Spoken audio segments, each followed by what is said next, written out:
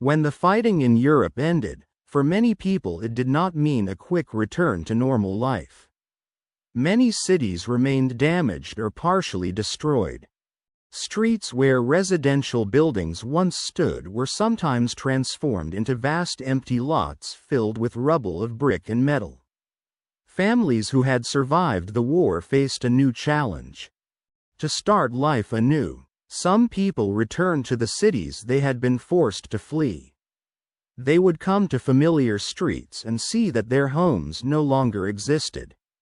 Others found their homes, but the buildings were damaged to such an extent that it was difficult or dangerous to live in them. Often people temporarily lived in one room, even if the house had previously had several floors. Many families lost almost all their belongings. Furniture, clothes, photographs, books, everything could disappear during bombings or fires. In the first years after the war, people tried to restore at least the bare minimum of living conditions. They dismantled the rubble, cleared the yards of debris, and tried to find materials to repair the houses. This period required a lot of endurance. People understood that there would be no quick changes. Many cities had to be rebuilt almost from scratch. One of the biggest problems after the war was the lack of housing. In many European countries, thousands of houses were damaged or completely destroyed. Families were often forced to live with relatives or acquaintances. Several generations could live in one apartment at a time. Sometimes people occupied buildings that had previously been used for other purposes. These could be schools, old warehouses, or administrative buildings. Rebuilding cities required time and a lot of labor. The process was not only about construction workers. Ordinary residents also helped to clear away the rubble and prepare the areas for new buildings. In some cities, people formed volunteer groups that worked together to rebuild neighborhoods. Some cleaned the streets, others helped repair roofs or install new windows. These small steps gradually changed the appearance of cities. Where only recently there had been ruins, new houses began to appear. For many families, the moment they were able to return to their own renovated home was a significant event. It meant that life was gradually moving forward. After the war, the economic situation in many countries remained difficult. Industry was damaged, the transport system was unstable, and the production of goods was just beginning to recover. Many families lived very modestly. Food was still issued by card for some time. People got used to using things as long as possible. Clothes were often repaired and altered. Old items were tried not to be thrown away, but to find new uses for them. The range of goods in markets and small shops was limited. But even small purchases gave people a sense of returning to normal life. Work became an important part of the recovery. Many people took up any opportunity to earn money. Gradually, new enterprises and workshops appeared. Small businesses began to operate again. This helped cities revive. For ordinary families, every stable income meant more confidence in the future. The war left its mark not only on buildings and the economy. It had a profound impact on people's inner states.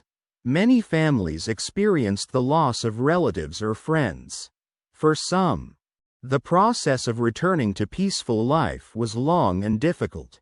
Children who grew up during the war had a different experience than previous generations.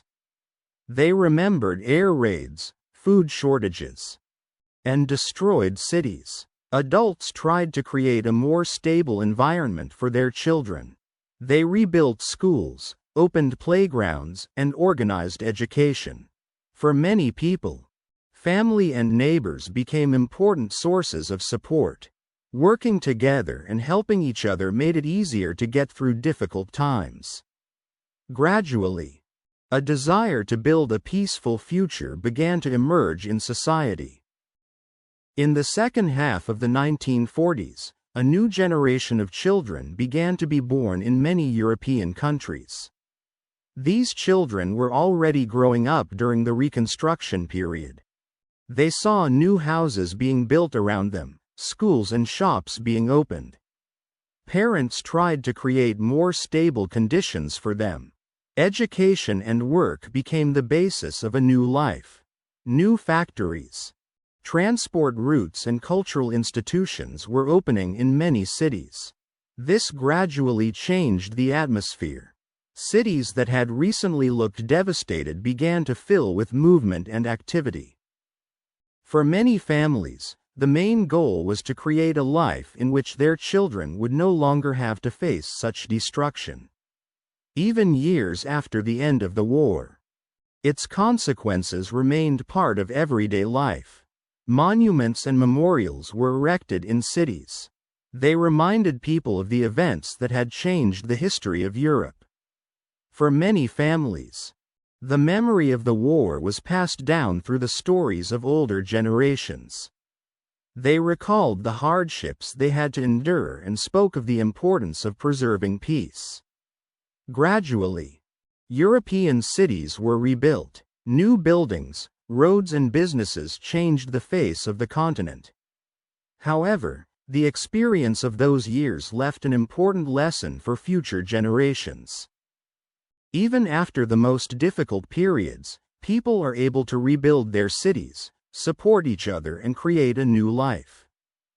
It is thanks to this ability to rebuild that many European families were able to overcome the consequences of war and gradually return to a peaceful life. After the war, many people began to return to their towns and villages. The roads were crowded with people who had lived far from home for years. Some were returning from evacuation, others from forced labor or camps. Journeys were often long. Transport was unreliable, so many people covered long distances on foot or in random trucks. They carried small suitcases, bags, or simply things wrapped in cloth. When people finally reached their hometowns, they were met with a variety of scenes. In some villages, houses were preserved, but they were badly damaged. In cities, the destruction sometimes covered entire blocks. For many families, returning was an emotional moment. They tried to find familiar streets, old houses, or neighbors. Sometimes people found their homes almost intact, but often they had to start all over again. One of the most difficult consequences of the war was the loss of family members. Many people did not return home. For families, this meant many years of uncertainty. Some families did not know the exact fate of their loved ones. They waited for news, checked lists, wrote requests to various organizations. Sometimes answers came years later. For many people, this news was the moment when they finally realized the scale of their losses. Despite this, families tried to support each other. Older relatives took responsibility for their children. Neighbors often helped those left without support. For children, the post-war years were a time of change. Many of them spent their first years of life among the ruins. There were almost no toys. Children invented games from scraps of wood, old metal parts, or stones. Schools gradually resumed work. Sometimes classes were held in temporary premises while buildings were repaired. Education became an important part of rebuilding society. Teachers tried to give children a sense of normality.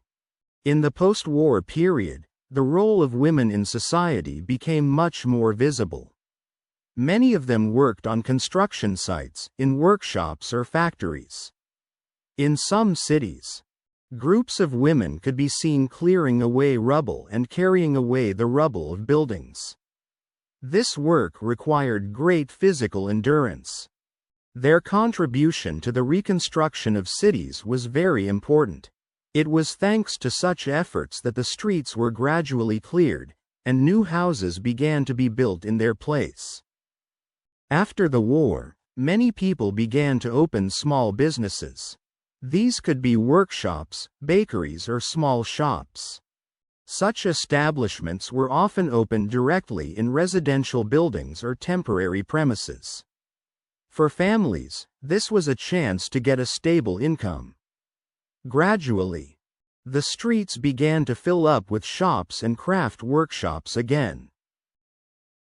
Europe's transportation system was badly damaged. Many bridges and railways had to be rebuilt. This work took years. Engineers and workers gradually rebuilt the roads and stations. When the first trains began to run regularly between cities again, this was an important step towards economic recovery. Even after the war, food shortages remained a serious problem. In some countries, food rations were in effect for several more years. People continued to use food sparingly. Families grew vegetables in small gardens or in their backyards. This helped to partially provide for themselves. In the 1950s, many cities began to change rapidly. New neighborhoods appeared on the site of ruins. Construction was carried out at a rapid pace. Architects created new city plans. For residents, this meant the appearance of modern houses, new roads, and public spaces. Along with the reconstruction of cities, theaters, cinemas, and libraries began to open. Cultural life gradually returned. People began to attend concerts, plays, and exhibitions again. This helped society to recover not only physically but also psychologically. After the war, the political map of Europe also changed. Some countries gained new governments or new borders. For ordinary people, these changes meant new laws, new rules, and new economic conditions. In many countries, great attention was paid to the development of education. Schools and universities began to accept more students.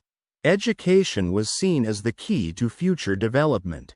Over the years, people began to talk more about their war experiences.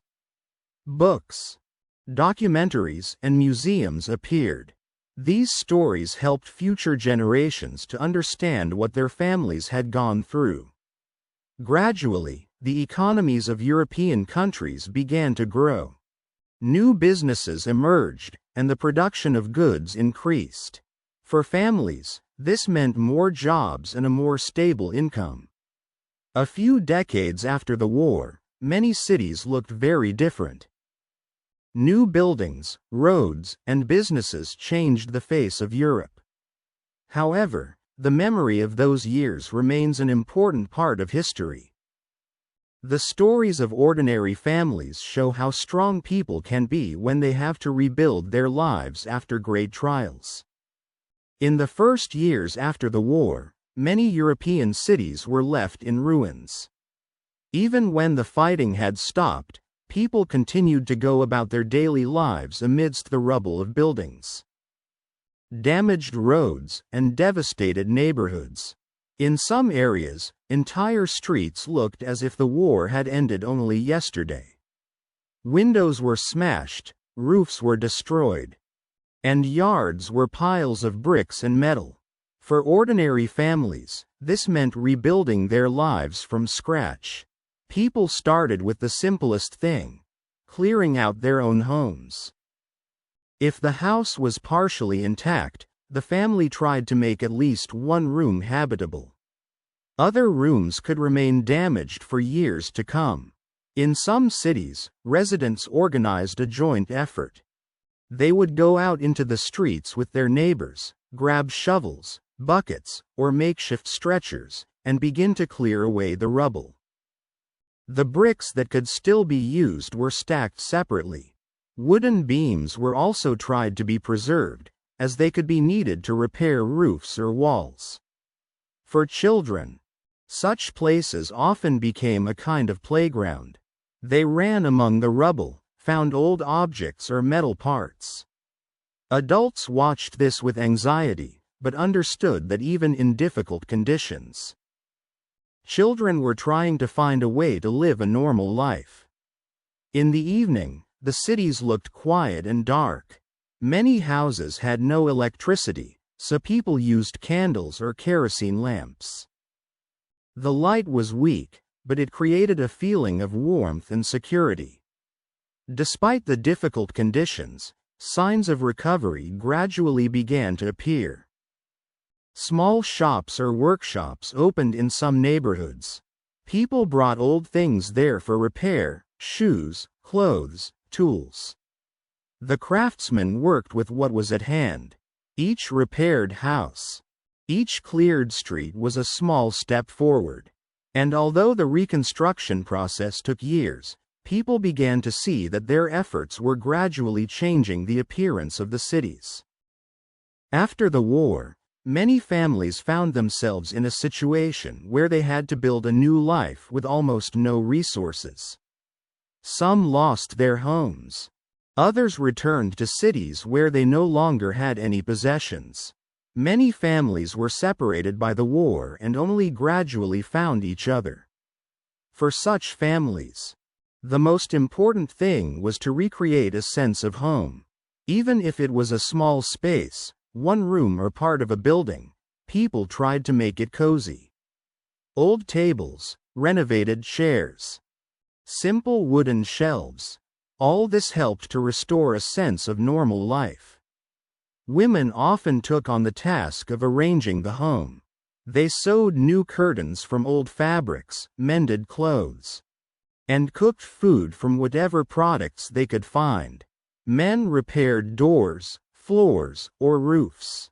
Many families developed the habit of not throwing anything away. Old jars were used to store food. Worn-out clothes were altered, and wooden boxes were made into furniture. Neighbors played an important role in this process. If someone had extra boards or tools, they were often shared. Sometimes people helped each other build new houses or repair old ones. Family home evenings were especially important. After a long day of work, people would gather together, talk, share news, or just sit together. Such moments helped restore a sense of community. The children in these families grew up quickly. They helped adults with household chores, carried water, gathered firewood, or looked after younger siblings. Despite all the difficulties, many families tried to look ahead. They believed that life would become more stable in time and their children would have more opportunities. It was this belief in the future that helped people continue to work and rebuild their homes day after day.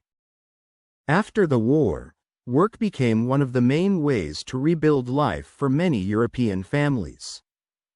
People understood that without a stable income it would be difficult to provide for themselves and their children. In the first years after the war, many enterprises were not yet fully operational.